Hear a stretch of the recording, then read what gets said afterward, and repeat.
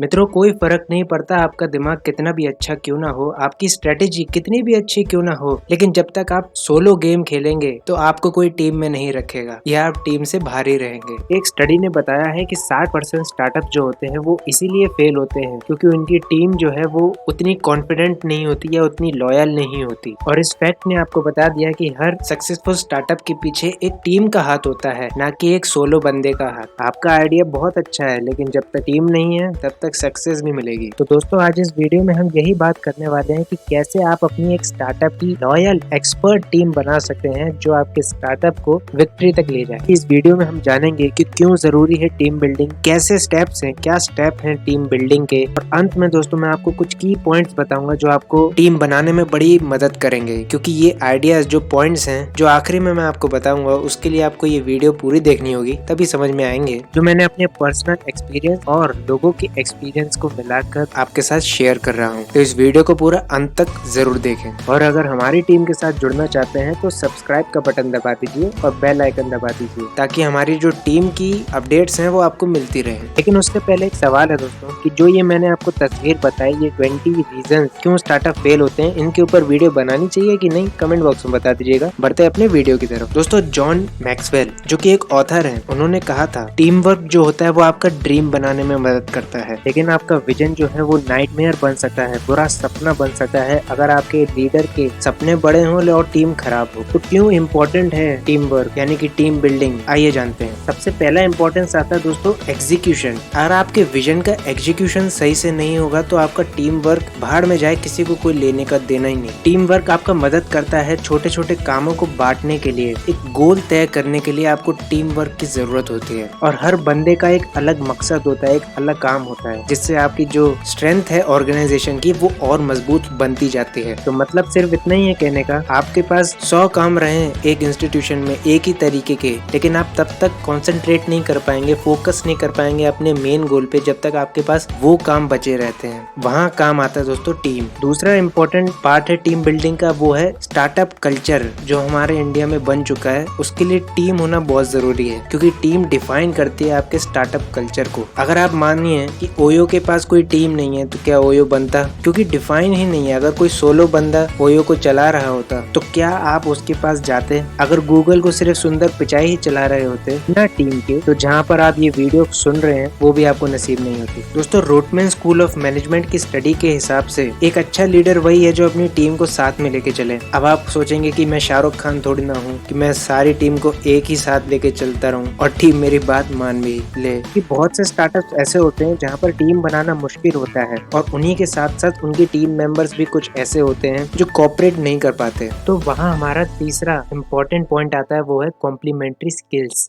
यानी कि ये आप एज एन ओनर कितने भी मल्टी फंक्शनल क्यों ना हो, कितने भी मल्टी टास्क क्यों ना कर सकते हो, लेकिन आपको एक बंदा वहाँ चाहिए, उसको इम्पोर्टेंस देनी सीखनी होगी आपको कि आपके बिना वो काम नहीं हो सकता। तो वहाँ टीम बिल्डिंग का एक मोटिवेशन उसके अंदर डेवलप होता है जो कि इम्पोर्टेंट होता है आपके आने वाले गोल्स के लिए, स्टार्टअप के लिए। और यहीं से हमारा चौथा इम्पोर्टेंस बन के आता है, वो है सपोर्ट सिस्टम। क्योंकि जब आपकी टीम एस्टेब्लिश हो जाएगी तो वो हर काम में आपको सपोर्ट करने के लिए आपके पीछे दौड़ेगी। उसको पीछे पीछे घूमता रहा। लेकिन वो कल्चर लाने के लिए भी आपको उनको सपोर्ट करना होगा क्योंकि स्टार्टअप जो है दोस्तों वो एक रोलर कोस्टर राइड की तरह है। अगर उसको संभाल के नहीं चलाया तो आप नीचे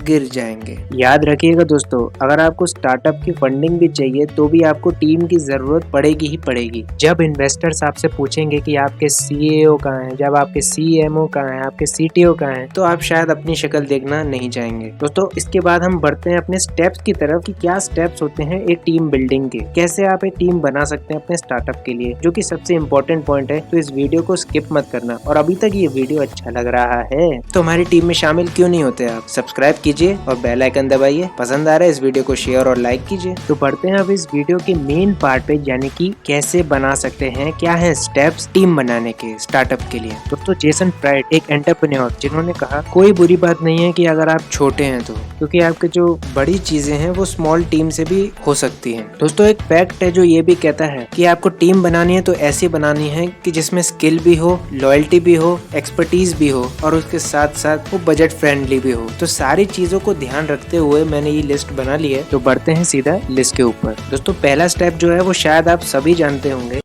मैं क्या करेगा बाबा जान के तेरे को कि तू कौन है? अबे तो जान ले।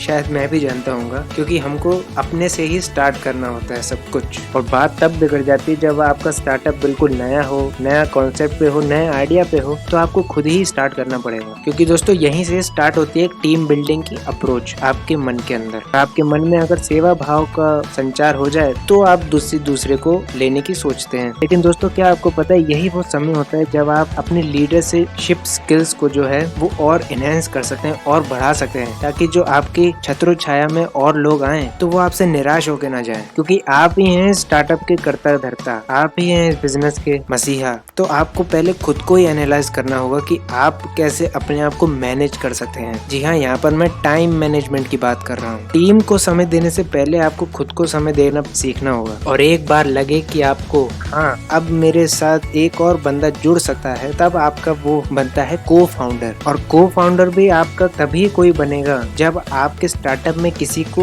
बेनिफिट लगेगा, या आपका कोई दोस्त हो तो वो बात अलग है। तो इसी से जुड़ा हुआ हमारा दूसरा स्टेप आता है को फाउंडर को कैसे फाइंड करें। हमने अपने आप को एनालाइज कर लिया, हम संतुष्ट हैं अपने आप से, लेकिन हमें जरूरत है एक हेल्पर की। बाबू भैया एक आदमी आने वाला है, मस्त पैकी उसको मैंने बाटली में उतारा है। आपने बहुत फाउंडर्स को देखा होगा जो कि दोस्त भी हैं, कलीग्स रह चुके हैं, या एक दूसरे के साथ कभी काम कर चुके हैं। वो बनते हैं आगे जाके फाउंडर और को फाउंडर्स। लेकिन इसके लिए मैं कोई सजेशन नहीं देने वाला आपको कि आप कैसे ढूंढें, क्योंकि आपको अपनी मन पसंद के हिसाब से ही अपने आसपास के लोगों से देखना चाहिए कि वो आपके बनना चाहते हैं कि नहीं। क्योंकि को फाउंडर ढूंढने का कोई स्टेप नहीं होता। और एक फैक्ट की बात तो ये है दोस्तों, 90% जो को फाउंडर्स होते हैं वो इनफॉर्मल कम्युनिकेशन की वजह से बनते हैं। यानी कि वो आपके साथ कभी पढ़े हों, फ्रेंड्स, आपके रूममेट्स, कोई भी हो सकता है, ताकि आपकी कोई फैमिली का मेंबर भी हो सकता है। लेकिन आपको दोस्तों ये भी याद रखने की जरूरत है कि हर एक फाउंडर जो होता है वो अपने साथ कोई एक ऐसी चीज लाता भी है और ले जाता भी है। अगर आप एक अकाउंट्स के स्टूडेंट हैं तो आपको ये बात पता होगी। तो जरूरी यही है जिससे आपकी बनती हो आप उसी को अपना को फाउंडर डिक्लेयर करें अपनी लाइफ के अंदर या अपने स्टार्टअप के अंदर। लेकिन आप अगर को फाउंडर के स्टेप तक पहुंच चुके हैं पहले से ही और जानना चाहते हैं कि आगे क्या करना है, तो इस वीडियो को देखते रहिए। लेकिन सब्सक्राइब और लाइक कर देना यार, मैं बार बार बोल रहा हूँ, सॉरी। लेकिन खैर आगे बढ़ते हैं। अब आपने खुद को एनालाइज कर लिया है, आपने को फाउंडर को ढूंढ भी लिया है जो कि आपकी हेल्प और करेगा। तो दोस्तों तीसरा स्टेप आता है, आपको वो पोजीशन फाइंड करनी है कि अगला पोजीशन क्या होगा आपकी कंपनी के अंदर, आपके स्टार्टअप के अंदर, आपके बिजनेस के अंदर अगला पोजीशन क्या होगा एक बंदे का। वो चीज आपको आइडेंटिफाई करनी होगी। क्योंकि हर कंपनी में दोस्तों 3 लेवल होते हैं, टॉप लेवल, मिडिल लेवल और लोअर लेवल। टॉप लेवल आप और आपके को फाउंडर हो गए। अब आते हैं मिडिल लेवल की तरफ। तो उसके लिए आपको पोजीशंस को है जो ढूंढना पड़ेगा। यहाँ पर जो मेनली स्टार्टअप्स होते हैं दोस्तों वो फाउंड करते हैं एक टेक्निकल बंदा, यानी एक टेक्निकल ऑफिसर को, जो हर काम को टेक्निकली करेक्ट करे, जो जानता हो कि ये इंस्ट्रूमेंट कैसे काम करता है, मार्केट कैसे काम करता है, कैसे हमें इसमें अपना इन्वेस्टमेंट करना चाहिए भी कि नहीं, या आपके सिर्फ वो इंस्ट्रूमेंट को हैंडल करने में काम आए, वो लोग आपको ढूंढने हैं। यहाँ पर दोस्तों जो मेनली पोस्ट बनती हैं एक स्टार्टअप के लिए वो बनती हैं एक डिजाइनर की, एक ग्राफिक डिजाइनर की, एक आइडिया इनोवेटर की और एक प्रोडक्ट या सर्विसेज के एग्जीक्यूटर की, जो मेनली बहुत से स्टार्टअप्स में देखी जाती है। लेकिन दोस्तों आपके लिए एक बोनस ये है कि आपको हमेशा एक बंदे एक पोजीशन के पीछे जरूर जाना चाहिए इस लेवल के आने के बाद, वो है दोस्तों SEO। और उसके साथ साथ आप जा सकते हैं रिसर्च और डेवलपमेंट पोजीशन के लिए, प्रोग्रामिंग के लिए, सेल्स और मार्केटिंग के लिए। दोस्तों ये जो पोजीशन है जो मैं बता रहा हूँ, अगर आप किसी कॉलेज में पढ़ते हो, कमेंट बॉक्स में बता देना पढ़ते हो तो आपको मेनली इसी सिचुएशंस पे, इन्हीं पोजीशंस पे जॉब्स मिलती हैं। तो आपको खुद आइडेंटिफाई करना होगा कि आपकी नीड क्या है, क्या आपकी प्रोग्रामिंग की नीड है, या सेल्स की नीड है, या अकाउंट्स की नीड है, क्या नीड है आपकी। लेकिन हमारी नीड तो एक ही है कि आप हमारे कस्टमर बन जाएं और सब्सक्राइब कर लें। खैर बढ़ते हैं अगले स्टेप की तरफ। आपने अगर तीनों स्टेप कंप्लीट कर लिए हैं तो चौथे स्टेप पे तो आप आ ही गए होंगे। 3 स्टेप का करने का मतलब यही है कि आपका स्टार्टअप जो है अब रफ्तार पकड़ रहा है धीरे धीरे, यानी कि ये आप अपनी टीम, अपने ऑफिस को और बड़ा कर सकते हैं और लोगों के लिए। ताकि और जगह बन जाए। चौथा स्टेप आता है दोस्तों कि आप शॉर्टलिस्ट करें अपने कैंडिडेट्स को, यानी कि जितने भी आपने मान लीजिए कैंडिडेट्स चुने हो या आप चुनने वाले हों, तो उसमें आपको यही देखना है कि वो जो कैंडिडेट है उनके पास वो टूल्स हैं जो आपके स्टार्टअप को मदद कर सकते हैं आगे बढ़ने के लिए। क्या वो आपके स्टार्टअप कल्चर में फिट हो सकते हैं कि नहीं, और क्या वो पैशनेट हैं अपने वर्क अपने काम के प्रति, क्योंकि अगर वो नहीं है तो सिर्फ नुकसान आपका ही होगा।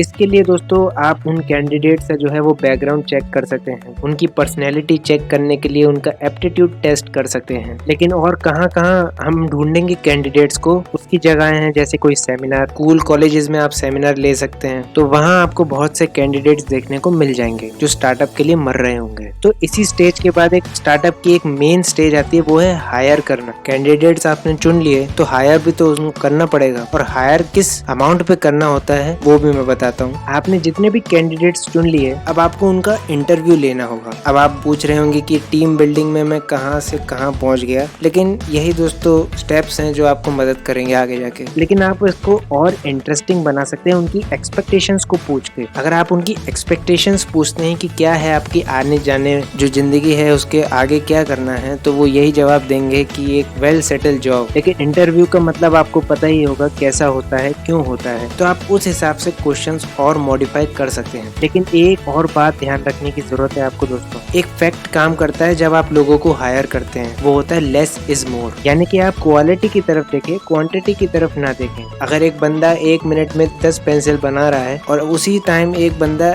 1 मिनट में एक ही पेंसिल बना पा रहा है, लेकिन वो पेंसिल जो है वो 10 के बराबर है, तो आप उसको जॉब दीजिएगा, क्वांटिटी वाले को नहीं। उम्मीद है आपको समझ आ गया होगा। आ गया तो कमेंट बॉक्स में कमेंट कर दीजिएगा। हाँ तो मित्रों, बाकी के जो 2 स्टेप बचे हैं वो आपको तभी काम आएंगे जब आपका जो स्टार्टअप है वो एकदम से स्केल पकड़ चुका हो। यानी कि ट्रेनिंग कराना कैंडिडेट्स की, या रोल असाइनमेंट देना उन्हें, मतलब एक रोल दे देना कि आपको ये काम करना है, वो सब बात की बात है। क्योंकि आपको हर लेवल पे चैलेंज मिलेंगे और आपकी टीम को भी चैलेंज मिलेंगे, तो उनकी ट्रेनिंग कराना बहुत जरूरी रहता है। और उसी के साथ रोल असाइनमेंट क्यों जरूरी रहता है उनके लिए, अगर उन्हें पता ही नहीं होगा उन्हें करना क्या है, तो वो क्यों आपके साथ काम करेंगे। और उनको अगर पता चल जाए कि उन्हें क्या काम करना है, उसी से हमारा अगला स्टेप आता है एम्प्लॉय का सेटिस्फेक्शन, यानी कि उसको रिवॉर्ड देना, इंसेंटिव दे सकते हैं आप, ताकि वो आपके साथ बंधा रहे, कहीं जाए नहीं। इसके लिए आपको उसको कांस्टेंट असेसमेंट भी देने होंगे, यानी काम देते रहना होगा। ये नहीं कि सारा काम उसी पे देना है, सिर्फ काम देते रहना है उसको, जो उसके लिए इम्पोर्टेंट है, उसके टूल्स वो काम कर सकते हैं। चलिए दोस्तों, ये स्टेप तो हमें क्लियर हो गए कि हमें टीम बिल्डिंग में कैसे मदद कर सकते हैं, लेकिन इनके अलावा क्या क्या होते हैं वो पॉइंट्स आप डिस्कस करने अब लगना चालू हो सकते हैं। वीडियो काफी लंबी हो गई है, लेकिन अब आप यहाँ पर आ ही गए हैं तो पूरा देख के ही जाएं। तो बहुत से लोगों के सवाल ये होते हैं कि हम एक एक्सपीरियंस बंदे को चूज करें या एक नए बंदे, एक फ्रेश बंदे को चूज करें। देखिए, फायदे दोनों अपने आप में ही है। अगर आप एक नया टैलेंट चूज करते हैं, एक फ्रेश बंदे को चुनते हैं, तो उस पर कोई दबाव नहीं रहेगा, वो अपना काम नेचुरली करेगा, क्योंकि उसको पहली पेमेंट अपनी मिलने की देर होती है। और वहीं जो एक्सपीरियंस बंदा होता है वो आपका तभी काम कर सकता है जब कोई ऐसी सिचुएशन आ सके जो और कोई सुलझा नहीं पा रहा, वहाँ पर आपको एक्सपीरियंस बंदों की जरूरत होती है। और बहुत से लोगों का ये भी सवाल होता है कि अपनी टीम में स्पिरिट कैसे हम जगा के रख सकें। कुछ ऐसी फन एक्टिविटीज करवाइए, एक बराबर रखें अपने सारे टीम मेंबर्स को। और एक बात तो जरूर याद रखें, कभी भी अपनी टीम मेंबर्स को ऐसा ना लगने दें कि आप उनका अब ध्यान रखना छोड़ दिए हैं। रिवॉर्ड दें, सेलिब्रेट करें अपने एम्प्लॉयज के साथ। तो दोस्तों, अंत में मैं बस इतना ही कहना चाहूंगा कि अगर आपको तेज दौड़ना है तो आप अकेले दौड़ सकते हैं, लेकिन अगर आपको लंबा दौड़ना है तो आपको साथ में दौड़ना पड़ेगा। तो दोस्तों, उम्मीद करता हूँ आपको ये वीडियो पसंद आया। अगर पसंद आया तो यार एक लाइक जरूर कर दें, चैनल सब्सक्राइब कर दें। वैसी वीडियोस मैं आपके लिए डालता रहता हूँ,